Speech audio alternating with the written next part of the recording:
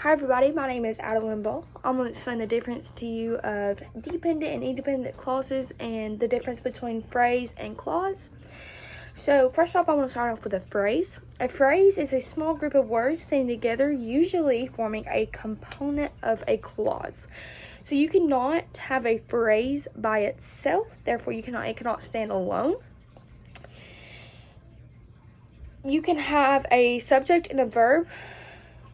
You have to have a subject and a verb, which turns it into a clause. That takes us into clause, a group of words that contain a subject and a verb. An example would be Michael ran very fast. The subject would be Michael, and the verb would be ran. So a clause can stand by itself, while a phrase cannot.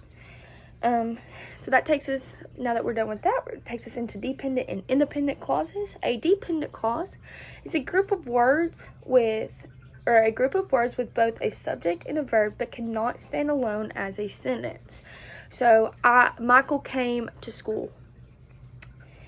Doesn't explain why Michael came to school or what was the reasoning. So, you cannot, if I just said Michael came to school, that would not form a sentence and would not give the reasoning of what is happening.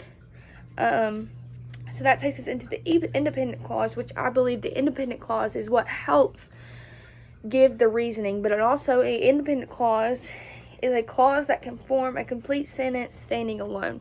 So also you could just say he came to finish his assignments. But if you add on the independent clause to the dependent clause, it would be Michael came to school because he had to finish his assignments.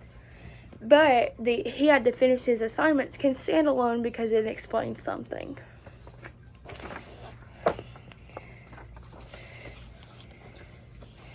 It helps us understand what is happening and what is going on.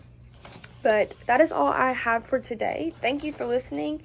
I would love to have some input and leave me some advice for the future. Thank y'all.